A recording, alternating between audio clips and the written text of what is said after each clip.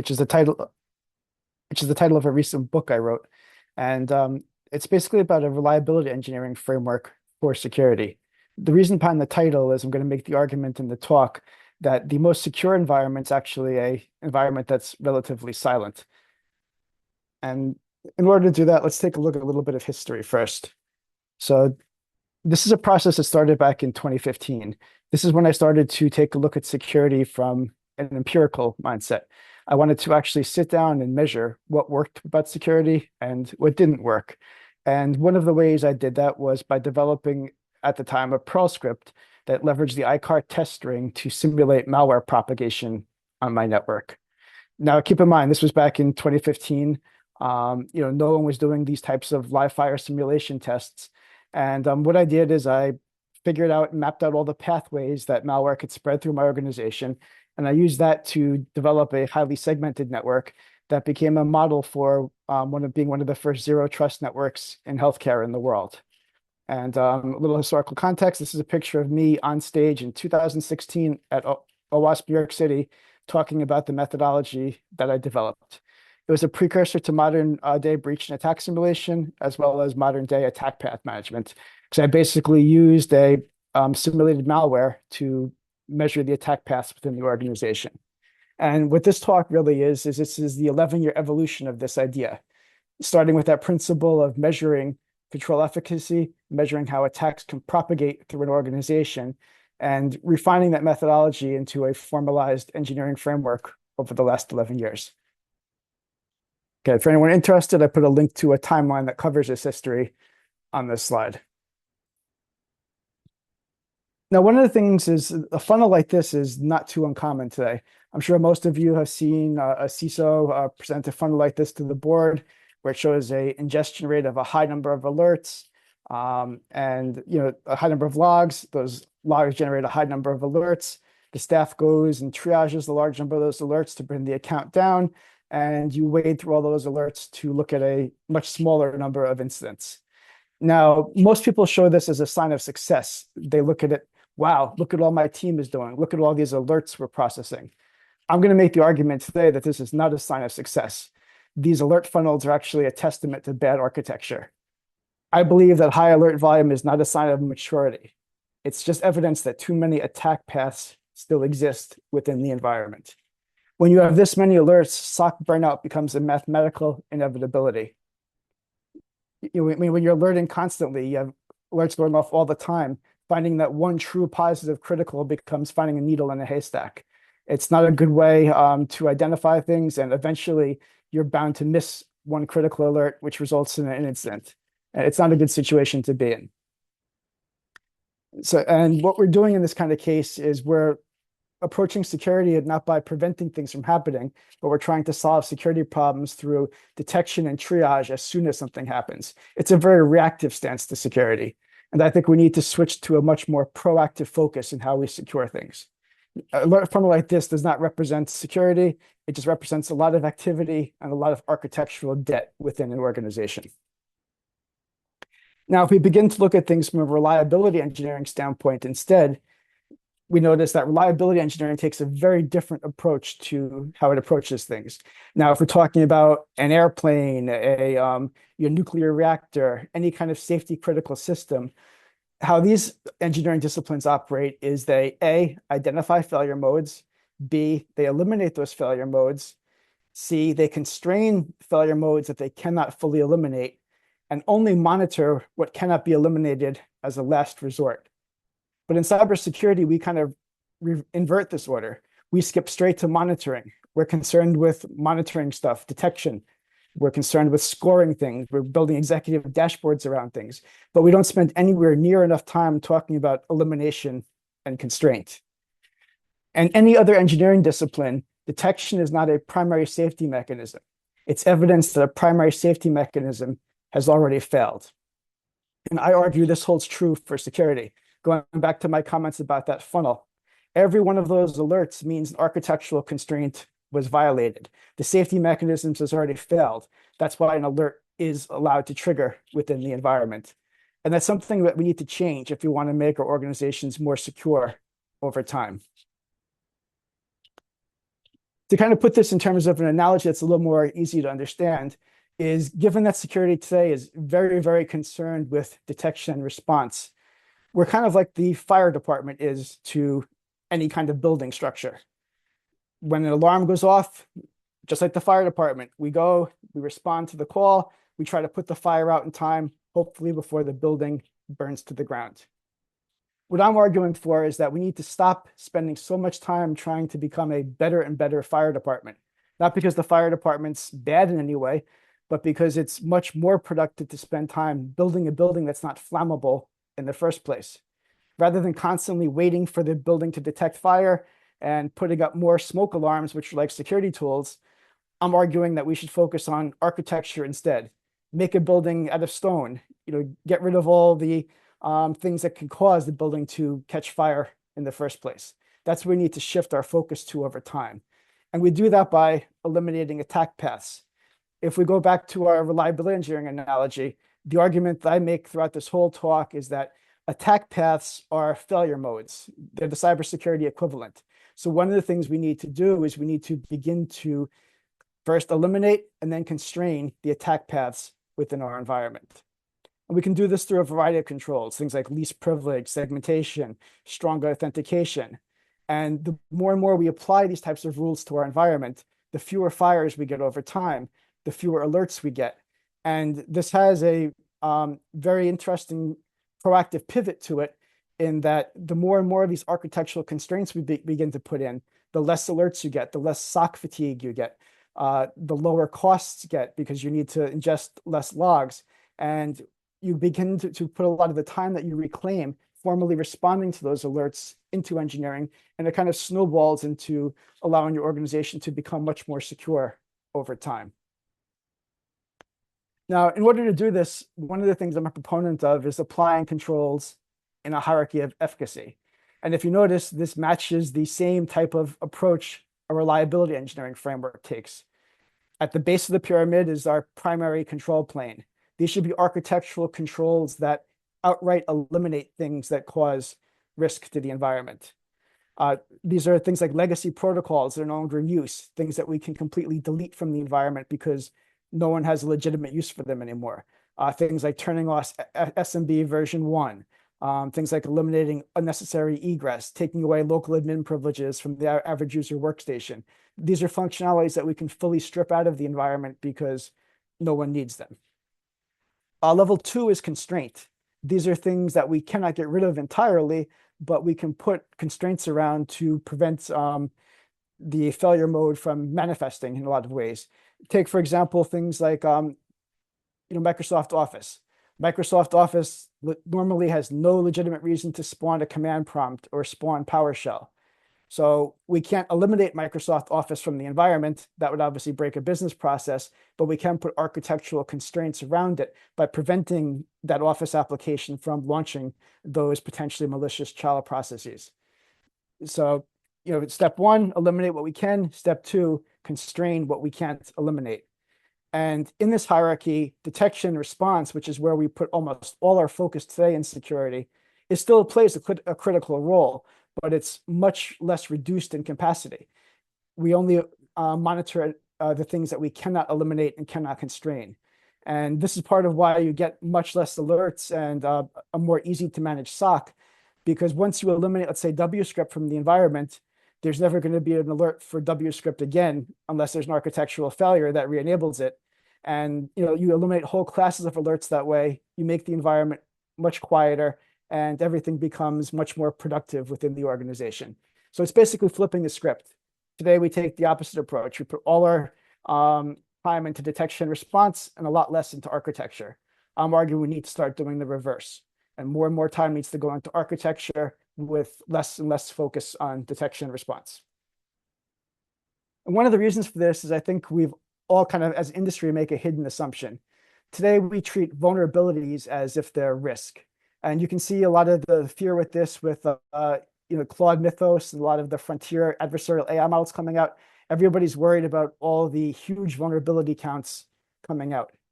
But if we look at things from an attack path perspective, we can start to see that one of the things that really counts is vulnerabilities really only matter if they're part of an attack path. So, for example, most real world attacks, it's something like you have initial access, then you have, somebody looking for credentials and try to get local admin, to then try to laterally move to control AD. Maybe there's some egress involved as well. There's a variety of steps an attack has to launch in order to complete. So from this kind of perspective, a vulnerability without a path is really just noise. And going back to that attack paths or failure modes, risk lives in graphs, not CVEs. And it's the attack paths that make up those graphs throughout the organization. So my whole model is based around path erasure. So path erasure it's a model for the deliberate removal of trust relationships, implicit privilege transfers, lateral movement opportunities, exploit chaining surfaces. And it's a way to proactively break a lot of those paths within the organization. The whole idea behind the subtractive approach to security is to begin to change the geometry of that attack graph. If you start getting rid of all of the edges that attackers can exploit, you dramatically reduce the geometry of the attack path, you reduce attacker optionality. And this is the way I think security needs to begin to behave. So to kind of give an example, let's say something like you have a browser.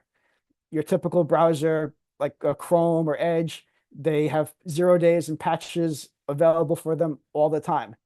But if we begin to take a more subtractive approach and put rules in place to prevent the browser from launching, PowerShell or WMI or command prompt or whatever malicious child process that we could possibly think of, if we block those child processes, the patch suddenly becomes a lot less critical, because even if the user was to click a phishing link and launch the exploit has nowhere to go because the architectural constraint will kick in and prevent the attack path from proceeding to the next step. And this is the kind of thinking that we need to take more and more long term.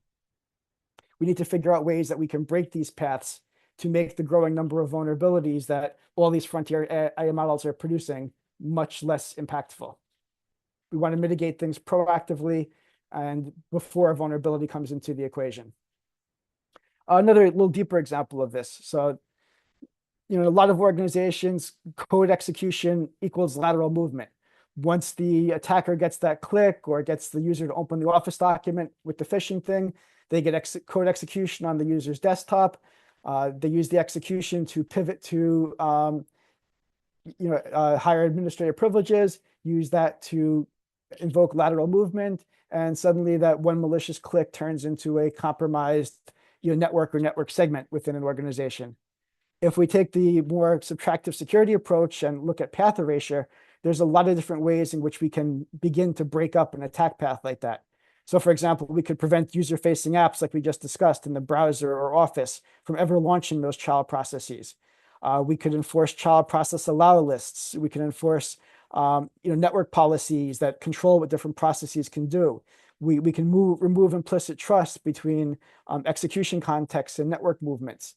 And this gives us the key insight that execution is an event, but movement is a privilege. So we can actually use path erasure to make it so that even if the exploit could not be patched, we still remove the ability for that to be used as an edge to progress the attack within the network. And that's more in line with what we have to be thinking going forward. And one of the ways I'm big on doing this is using the evidence-based security framework that I published back in 2020. So I believe that, and this kind of has its roots in the Perl script I mentioned on the first slide. I've always been big on measuring control efficacy and very big on answering the question, does this security work? And an interesting historical note of why I went down this direction is when I ran that 2015 Perl script to measure the spread of malware through my organization, one of the things I learned from doing that simulation was that we actually had a segmented network and our segmentation worked. But from running the script, we learned that the segmentation we had in place was actually nowhere near effective enough. So we were segmented by department, which exceeded any hospital compliance standard at the time. It was actually better than the vast majority of hospitals had, but it still wasn't enough. Because if ransomware would actually come through the organization and we lost our whole emergency room, our whole radiology department, or another critical care department, it was still going to shut the hospital down. So we had a control, we had to work in control, but we had a control that nowhere near had the efficacy that we actually needed in order to keep the business operations running during a real attack. And over time, this got me very interested in figuring out how I could measure efficacy of the controls I had in my environment. So about 6 years ago, I published the evidence-based security framework. And what this does is it allows you to take an attacker TTP. So you're going to take that, and that's your mapping phase. You figure out what threat you want to assess, what TTPs are relevant, and then you define some metrics around what you want to measure with that attack. And I always define that as the null result. For me, the only metric that should count when running some kind of attack simulation is that the attack doesn't work. I think one of the big issues that a lot of breach and attack simulation companies make today, one of the mistakes they make is that they'll often advocate a successful detection as success. I've never defined success as a successful detection. For me, success should be an attack that doesn't run. So for me, the null result, or the attack failing basically, is my measure of success. I then go ahead, I simulate the TTP, and it makes the analysis pretty simple. Either the attack's going to successfully execute or it's not. If it successfully executes, it means I'm missing some architectural elimination or some architectural constraints. I can make the remediations, and then I repeat the test in order to demonstrate that the attack will now fail. So that's the approach I like to apply to validate that my architectural controls are working. So one of the things is this begins to give us confidence that if we're making the argument that W script is disabled, we can use this to prove that we cannot execute a W script based attack. And then we know that our alerts are not dropping because our detections are failing to work. We know alerts are dropping because we've actually validated the architecture is holding against those classes of attacks. So the alerting is still there, but the trigger conditions that cause those alerts are now absent from the environment because of the architectural change we made. And this is part of how we start to approach a more validated form of silence within the environment. So kind of going back to the null result I mentioned in the last slide, for me, this is where evidence-based security really differs from traditional detection. And this is one of the things required to begin to make security behave a lot more like a real scientific discipline.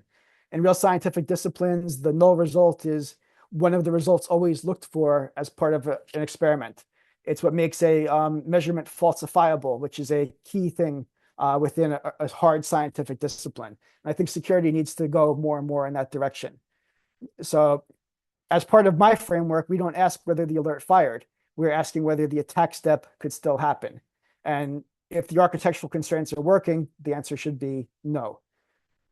And because there's a successful architectural control does not produce an alert, a successful path erasure makes the attack step fail to execute. And this is the goal we're going for. So in evidence-based security, silence is not an assumption. It's an outcome that we're testing and proving for. No attack path means you have no alerts for things that used to formerly be on that path.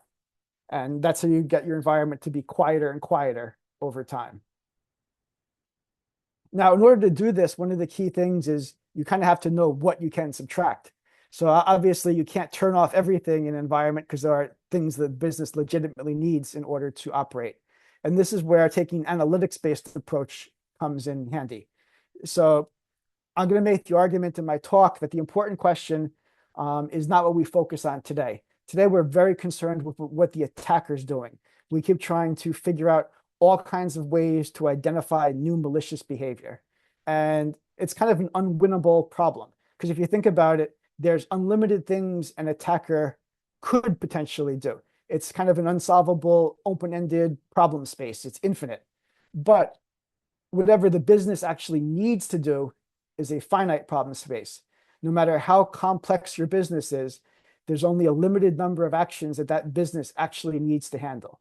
So one of the things I think we should do is we need to start focusing more and more on mapping out what functions the business actually needs to operate and begin to take away anything that's not needed for the business to operate. But in order to do that, you do have to figure out what the business actually needs. And I'm very big on using a data analytics approach to accomplish that. So I'm very big on doing behavioral analytics. You use the behavioral analytics to figure out, who's using what and where, and that identifies various candidates for path erasure. So, for example, So you'll find in most organizations, a browser never needs shell, or a nursing workstation might not need SSH, where somebody in IT probably does to log into a switch. You begin to map out where different behaviors are needed in the environment, and you can figure out where you can take those same functions away from. So it becomes a internal data analytics problem rather than an external threat intelligence type problem. So the process I like to use is, first you begin to monitor the real behavior that the users use within the environment. And you can turn a lot of the tools you already own into methods for doing this. So for example, most companies will have things like EDR, they'll have a SIM. Just like you can do detection engineering for a malicious threat, you can do detection engineering for internal business processes. You'll have to make custom detections, but you can use some of the same skills to actually map out and do the analytics for what you need to do. So you can build like, IOAs and CrowdStrike or SentinelOne, build those kind of custom detections to figure out how different applications are used. And you can do that kind of mapping, and based on what you find, you can classify things into this is required for the business, or this is unused, or maybe only some people use it. We'd be grouping it. So, IT needs SSH, nurses or salespeople do not. And from there, you can figure out, which subtractions you want to make. And then once you make your subtractions, you go back to that evidence-based framework to do the validation that the subtraction was needed. So you can kind of fit the results of this into three things. Some functionalities are going to be required. Those are things that you constrain if you can, but those are things you have to keep, like the browser or Office. You're not going to be able to architecturally eliminate those, but you can put constraints around them. Some things are going to be contextual. That's like the example with the nurses not needing SSH, but IT needing SSH. So you can take away SSH from probably the vast majority of most environments, but leave it for people in IT or DevOps who may need it for their legitimate job function. And then certain things are completely unneeded. A lot of legacy protocols you might find that nobody in the organization is using when you do these types of analyses, and you can safely shut those protocols off. Those tend to be fairly easy wins. Now, one of the big things I've noticed over the years in doing this is that just as we talk about herd immunity for like populations in biology, the same thing kind of applies to cyber. And I think one of the mistakes a lot of organizations make is they kind of let perfect be the enemy of good. If something can't be universally blocked, they tend not to block it. But I think a more appropriate way to think is that if you can remove it from at least 70% of the environment, it's probably worth doing. It doesn't have to be perfect in order to starve an attacker of his optionality. So take like the SSH example. If we remove it from every workstation but the people who work in IT, it dramatically limits lateral movement potential for a potential attacker. Because the odds of them landing on an IT desktop versus a salesperson desktop are probably fairly slim from an overall percentage of user base. Not impossible, but it lessens the chance that initial access can go someplace. Even if the attacker was lucky enough to land on an IT desktop, and he laterally moves then to a sales desktop, it also slows down where he can go from there, because now he can't run the same script to move to the next desktop. So it's definitely worth doing, even if you can't have a perfect policy in place. The herd immunity benefit really does kick in after about 70% of functionality can be removed from the environment. And that's something worth considering. Now, one of the reasons I think this is the path forward is this kind of scales much better, this approach of eliminating attacker optionality through architectural constraints, than our current find and fix approach. So today we kind of have an endless triage loop of security remediation, where constantly we're getting vulnerability reports and we're applying a new round of patches to 2 weeks later have to repeat the process every time a new vulnerability comes out. And I'm not arguing you shouldn't patch. Patching is basic security hygiene. You should definitely patch. What I'm arguing for is that we need to begin to transition from taking a reactive approach to security, like relying on patches as a primary defense mechanism, and instead make architectural constraints our primary defense mechanism. So if you think about it, patching is by nature reactive. It has to occur, after code is written. It has to occur after testing. It has to occur after the patch is applied. Oftentimes it occurs after a 0 day already exists. Patching is by nature a very, very reactive way to approach security. If we put architectural constraints in, we can eliminate a lot of vulnerabilities from becoming a problem before they even appear by breaking the attack path required in order to reach the vulnerability or to escalate past the vulnerability.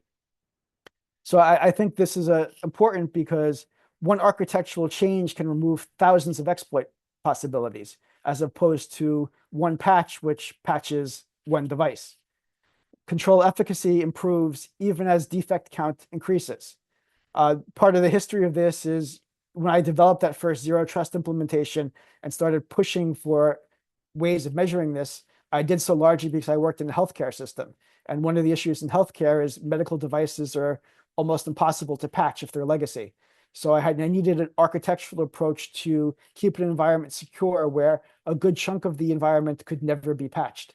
And this was kind of the approach I took towards that. And approaches like this shift security efforts from backlog management to design optimization. So rather than becoming, figuring out, do I patch this before that? You start to look at things and which architectural change can I make to provide me the greatest reduction in attacker optionality. And I'll get to more of that in a bit because I have a metric that we're going to get to help classify that.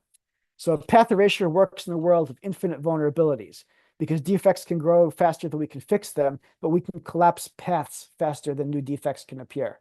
And, short of some kind of issue popping up or some kind of architectural drift, one of the nice things about path erasure is once you disable a legacy protocol or block something within an environment, it tends to stay blocked. So once a path is gone, it tends to stay gone. Now, one of the reasons I think this is very important is I think often today we make a lot of excuses as security professionals. We always talk about how sophisticated, threat actors are. You constantly hear, when an organization's breached, there was a sophisticated attack. Everything's passed off as a sophisticated attack. And I think this is kind of an excuse that wouldn't fly if we're ever to become a real field of engineering. And one of the things I talk about in my book is what I call the very sophisticated wind fallacy. Because if you consider like a different engineering discipline, like civil engineering, if a civil engineer builds a bridge and that bridge collapses, no one would tolerate the bridge collapsing because the wind was very sophisticated. Yet this is the excuse we use all the time in cybersecurity. And I think it's provably not true. And I think MITRE ATT&CK actually proves that. Because MITRE ATT&CK, if you think about it, every attack path in existence is pretty much a walk across different boxes in that particular matrix. So one of the things that we need to begin to do is we kind of need to begin to shut the window on that very sophisticated wind by crossing off those boxes within the MITRE ATT&CK framework. Not detecting them like we do today, but actually making those boxes functionally impossible wherever we can. So we need to move away from, looking at things as it's very sophisticated and come to the realization that MITRE ATT&CK proves that the vast majority of attacks are not sophisticated. They're known series of steps that are well documented, well understood, and completely erasable. So to kind of hit that point a little harder, the question I always get is, what about 0 days? And I think the same thing applies to 0 days. If you break the attack path, you break the attack path that 0 day needs too. Consider something like Log4j. That was, a very devastating 0 day for a lot of organizations. It was a, very pervasive library. The exploit came out before the patch, but if we had taken an attack path based approach to those particular systems and we had egress filtering in place, now suddenly Log4j was a lot less of a big deal for organizations with egress filtering because the outbound LDAP communication required for the exploit to actually execute would have been blocked, and it made the 0 day pretty much the 0 day exploit executable. So you kind of shut the door before it even had a chance to become a problem. And I think we need to kind of shift more and more to approaches like this. We need to use architectural constraints to get rid of those mundane steps that every attack goes through, 0 day or not. So one of the approaches I like to use to do this at scale is a metric that I introduced recently called the Path Erasure Rate. So what Path Erasure Rate is, it's a metric that measures structural risk removal. It's basically a measurement of attacker optionality. And it looks at architectural efficacy, not activity. It ignores CVE counts, it ignores patch velocity, it ignores alert volume completely. And one of the interesting things is this is a leading metric, not a lagging one. If we think about most security metrics, they don't actually measure security directly. They measure activity around security. How many things do we patch? How many alerts do we process? How fast do we detect something? How fast do we respond? None of those actually measure security. They measure the activity around security. So my whole thing is that progress is about fewer reachable attack paths and not, fewer findings, not more activity. We need to start looking at the architecture overall and reducing the number of attack paths within the organization. And my metric for doing this is the Path Erasure Rate. So what it does is it looks at the total number of attack paths within the organization compared to the ratio of attack paths that we were able to eliminate within the organization. And the higher we can get this ratio, the closer we can get it to be to 100, the more secure the organization is because the less attacker optionality there is. This is a conceptualized version of the metric to make it easy to understand. If anybody's interested, the link at the bottom of the slide has the more in-depth mathematical breakdown of this that goes into the graph theory behind it. But conceptually, you're looking at the total number of attack paths in the organization in a ratio with the number of attack paths you erase. And the more of those you get rid of, the more architecturally secure you are. And I believe this correlates well with something I call the law of subtractive risk, which I think will one day become one of the first laws of quote unquote cybersecurity physics. Essentially, I'm arguing that security improves fastest by removing attack paths and not by adding more and more reactive controls. So if we want to make security of organizations better, we need to stop adding more smoke detectors and add more fireproof bricks to the environment. So one of the things is I believe that the architectural risk for an organization is inversely proportional to your path erasure rate. So in other words, the closer you get that path erasure rate to 100, the more attack paths you eliminate, the lower your architectural risk is going to be within the environment. So this pushes for shifting the focus back to that hierarchy of efficacy, more and more focus on architectural controls, and relegating the detection response type focus we have today to something that's still important, but something that should not be our primary defense, rather our tertiary level of defense. Because fewer paths is always going to beat faster reaction. Because if something can't execute, you can't react to it faster than that. So kind of the quietest environments are actually going to be the safest under this paradigm, because the more and more of those paths you get rid of, the more alert triggers you get rid of, the quieter the environment comes. And again, we know the silence is validated because we're proving the null result as part of that evidence-based efficacy testing. Okay. So in the science of silence, we don't measure security by alerts or dashboards or investigations or activity. We measure security by attacker actions that are no longer possible. We're going for that reduction in as much attacker optionality as possible. And to kind of sum things up, I think this slide does a great job. The whole focus on path erasure is you take the before side, and this is where most orgs are today. You have way too many roads because there's legacy protocols turned on. There's all kinds of excessive permissions. There's all kinds of shadow IT and unnecessary services and service accounts. But if you begin to apply the path erasure approach, you eliminate a lot of those roads. There's a lot fewer ways to get into the organization. Once you're in the organization, there's less attacker optionality for an attacker to move through the organization. And the big benefit of this goes back to that needle in the haystack argument we talked about earlier. On the left side and the before side, you need many police cars. You need a huge SOC. You need a lot of tools to find something that's going wrong. If you erase a lot of the roads, you have a lot less alerts going off, It's a much, much higher fidelity signal. The signal to noise ratio is significantly better after path erasure. So when an alert goes off, it probably really means something as opposed to, the thousands of false positives SOCs deal with today. It makes detection response work a lot better too. And I'll end with some additional resources and happy to take any questions.